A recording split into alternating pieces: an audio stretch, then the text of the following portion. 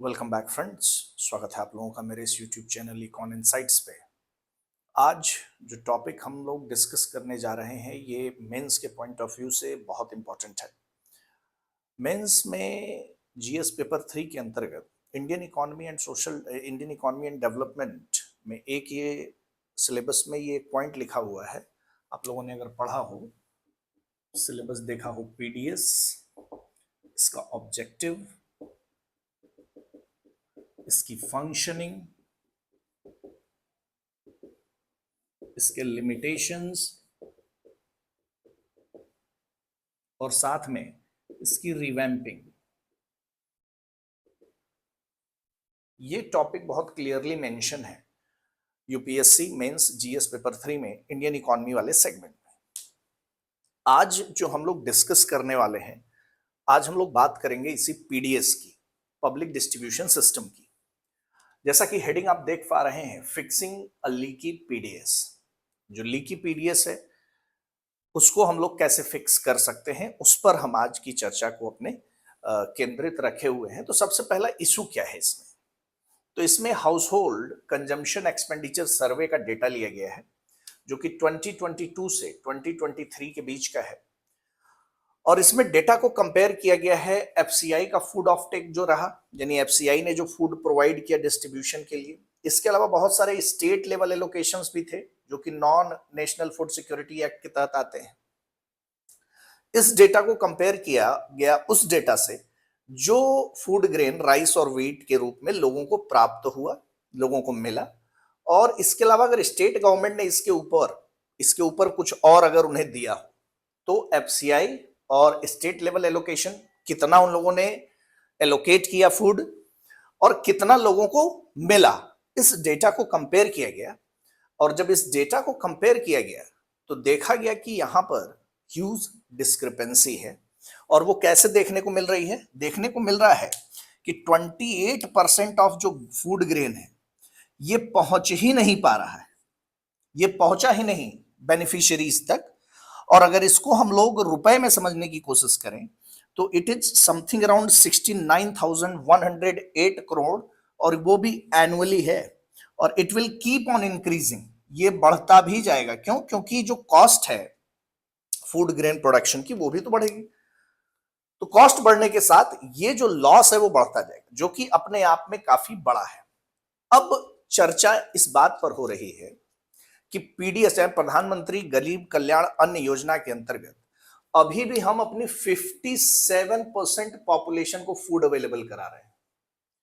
और ये 57% पॉपुलेशन को जब हम फूड अवेलेबल करा रहे हैं तो इसमें से 28% का लीकेज है, जो कि एक बहुत बड़ा नंबर है। रुपए में भी आप इसे देख सकते हैं। एक तरफ प्रधानमंत्री ये दावा करते हैं कि उन्होंने रिकॉर्ड नंबर ऑफ पुअर्स को जो है गरीबी के चंगुल से बाहर निकाल लिया है, ठीक है। दूसरी तरफ हम 57% लोगों को अभी भी फूड ग्रेन अवेलेबल करा रहे हैं, फ्री फूड ग्रेन अवेलेबल करा रहे हैं under national food security act, प्रधानमंत्री गरीब कल्याण अन्न योजना के अंतर्गत। दूसरा महत्वपूर्ण सवाल यहां पर यह खड़ा होता है, न्यूट्रिशनल सिक्योरिटी का क्या मामला है? न्यूट्रिशनल सिक्योरिटी हम दे पा रहे हैं क्या? इस पर भी चर्चा करेंगे।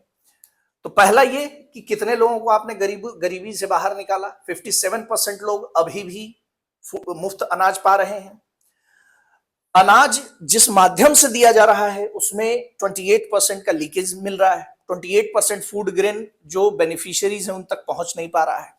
न्यूट्रिशनल सिक्योरिटी की बात करें तो न्यूट्रिशन भी प्रॉपर नहीं है, उसका भी डेटा भी हम यहां देख लेंगे। और उसमें भी जो 5 वर्ष से कम उम्र के बच्चे हैं उनके न्यूट्रिशन की क्या बात है, क्या उनका स्टेटस है, क्या उनको प्रॉपर न्यूट्रिशन हम दे पा रहे हैं? अच्छा, इतना कुछ हो रहा है, क्या इसकी जानकारी सरकार को नहीं है? 2015 में शांता कुमार कमेटी ने अपनी रिपोर्ट सबमिट की थी जो कि पीडीएस रिफॉर्म करने पर बनाई गई थी। और इस शांता कुमार कमेटी ने कहा कि 46% लीकेजेस हैं अभी, यानी 46% फूड ग्रेन जो है बेनिफिशियरीज तक नहीं पहुंच पा रहा है हमारे पीडीएस से। अब क्योंकि ये बड़ा 46% था, 28% से काफी ज्यादा था, गवर्नमेंट ने इस बात को संज्ञान में लेते हुए पीओएस इंट्रोड्यूस किया, पॉइंट ऑफ सेल टर्मिनल्स लगाए गए, point of sale machine POS machine लगाई गई, बायोमेट्रिक आइडेंटिफिकेशन किया गया बेनिफिशियरीज का। और आज के समय में जो 90% जो एफपीएस है, fair price shops, fair price shops का मतलब वो शॉप जहां से जा करके आप अपना अनाज उठाते हैं, ठीक है, आप कार्ड लेकर के जाते हैं ना, गल्ला या अलग अलग नाम से अलग अलग एरिया में उसे बोला जाता है। तो फेयर प्राइस शॉप 90% जो फेयर प्राइस शॉप है वो पीओएस इनेबल्ड है, वहां पे पीओएस मशीन। ऐसा करने के बाद जब हमने वहां पे फेयर प्राइस शॉप में पीओएस मशीन लगा दी, बायोमेट्रिक आइडेंटिफिकेशन किया, तो ये नंबर जो 46% का था ये घट करके 28% हो गया। सुधार हुआ, निश्चित सुधार हुआ निश्चित तौर पर, लेकिन ये जो 28% नंबर है अभी भी काफी ज्यादा है, ऐसा कहा जा रहा है। इसके बाद न्यूट्रिशनल सिक्योरिटी की बात करिए। What about nutritional security? पोषण की बात करें, उसमें भी जो 5 वर्ष से कम बच्चे हैं उनकी बात करें तो 35 point, national family health survey 2019 से 21 का डेटा है। 5 वर्ष से कम उम्र के बच्चे 35.5% किस कैटेगरी में है? स्टंटेड है, विकास नहीं हो पाया उनका। 19.3% बच्चे वेस्टेड हैं, गंभीर बौनापन की समस्या है उनमें। और अंडरवेट, भार में कमी 32.1%। तो न्यूट्रिशनल सिक्योरिटी को भी हम बहुत अच्छे से पूरा नहीं कर पा रहे हैं। तो अब इसमें पॉसिबल सॉल्यूशंस क्या क्या हो सकते हैं? तो जिसमें एक बड़ा पॉसिबल सॉल्यूशन है वो ये है कि जो मेन हमारा पर्पज है वो है, एक बड़ा पर्पज वो है न्यूट्रिशनल सिक्योरिटी देना। फूड सिक्योरिटी देना तो एक हमारा एक पर्पज है ही, लेकिन उसमें भी एक पर्पज है न्यूट्रिशनल सिक्योरिटी। तो न्यूट्रिशनल सिक्योरिटी की जो बात है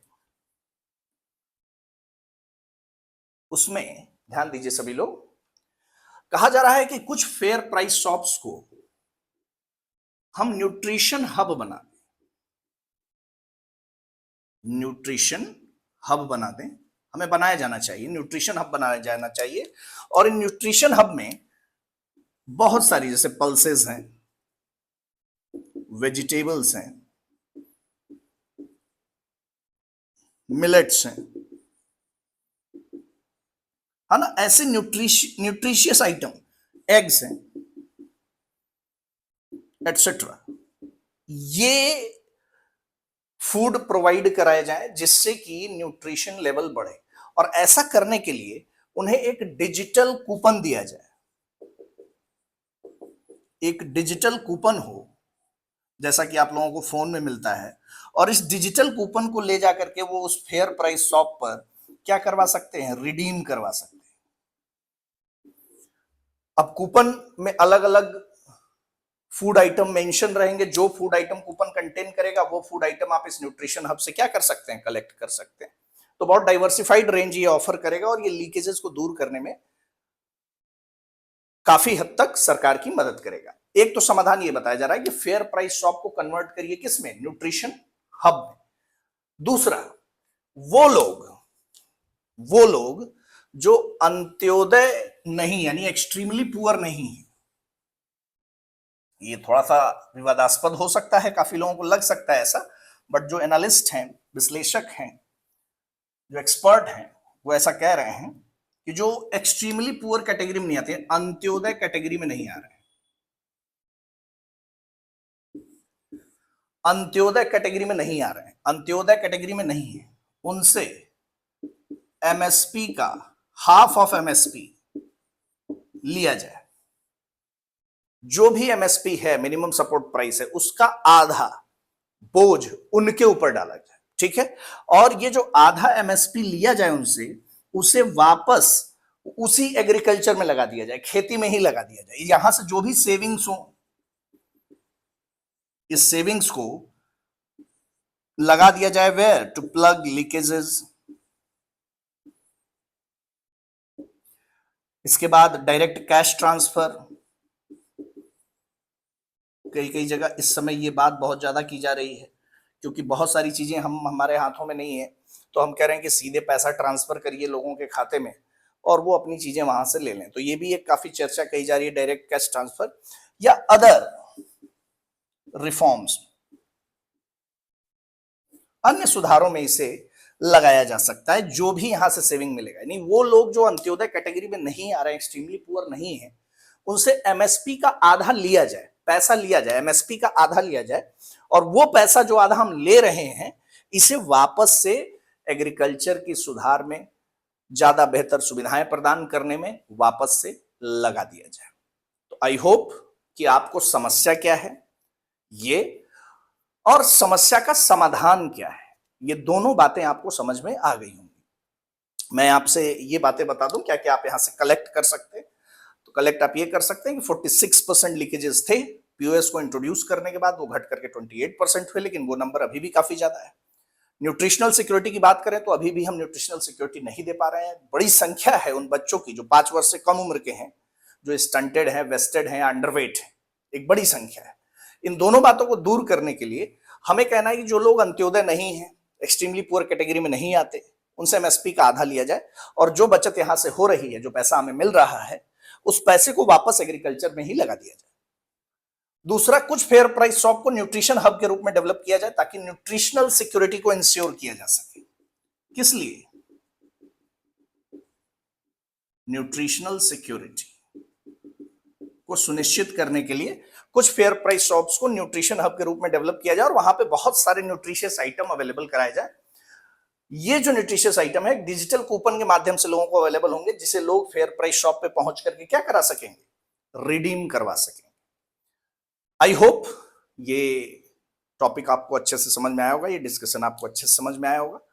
आज का सेशन यहीं पर एंड करते हैं, मिलते हैं नेक्स्ट क्लास में। Till then bye bye, take care and have a good time.